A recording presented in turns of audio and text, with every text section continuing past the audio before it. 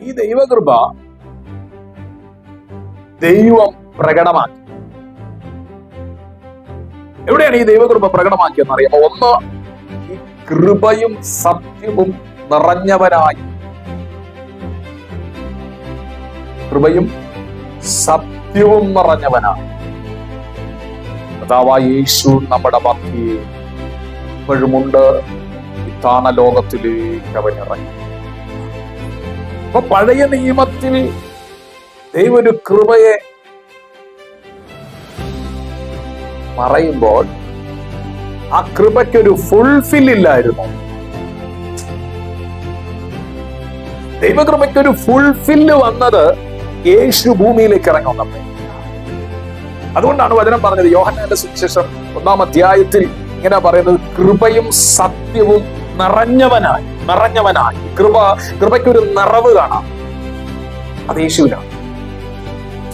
നിങ്ങൾ എന്റെ കൂടെ കർത്താവിനെ സ്തോത്രം ചെയ്യാം. ആ കൃപയുടെ നിറവ് കർത്താവായ യേശുവിനാണ്.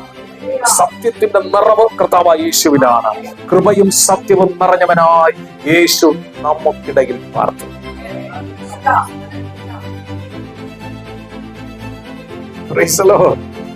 കർത്താവിന് സ്തോത്രം ചെയ്താട്ടെ.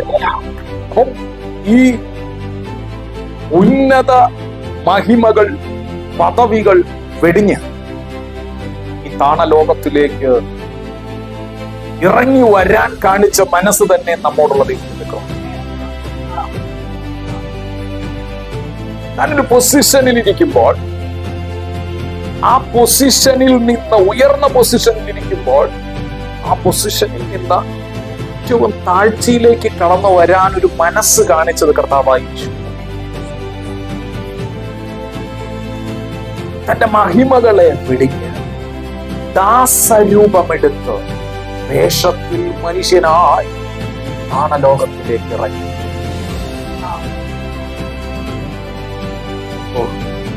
ആ ഗ്രേസ് ഒന്ന് ഓർത്തു നോക്കി, ആ ദൈവകൃപയൊന്ന് ഓർത്തു നോക്കി. എനിക്കും നിങ്ങൾക്കും പകരമായി ക്രൂശിൽ ഈ മാനവകുലത്തിന്റെ പാപങ്ങൾക്ക് പരിഹാരം വരുത്തുവാൻ ക്രൂശിൽ മരിക്കാൻ ഉന്നത പദവികളെ വെടിഞ്ഞ് ഈ താണലോകത്തിലേക്ക് ഇറങ്ങി. അവനിലാണ് ആ കൃപയുടെ നിറവ്. ഞാൻ കർത്താവിന് നന്ദിയോടെ സ്തോത്രം ചെയ്യും.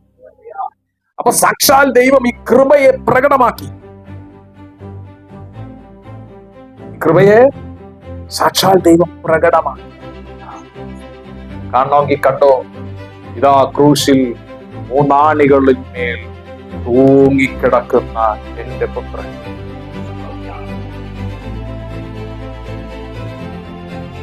ഇവൻ ഇങ്ങനെ ഇരിക്കേണ്ടുന്നവനല്ല, രാജകീയ ഓമനക്കുമാരൻ. Praise the Lord, hallelujah. എന്നാൽ ലോകസ്ഥാപനത്തിനു മുൻപേ അവൻ അറുക്കപ്പെട്ടു. സമയത്തിന്റെ തികവിൽ താണലോകത്തിലേക്ക് ഇറങ്ങി വന്ന ക്രൂശിൽ മരിക്കുവാൻ തന്നെ ഏൽപ്പിച്ചു കൊടുത്തവനിൽ കൃപയുടെ നിറവ് കാണാം. യോഹന്നാൻ അതിനെ പറഞ്ഞു, കൃപയും സത്യവും നിറഞ്ഞവനാൽ നമുക്കിടയിൽ പ്രാർത്ഥന.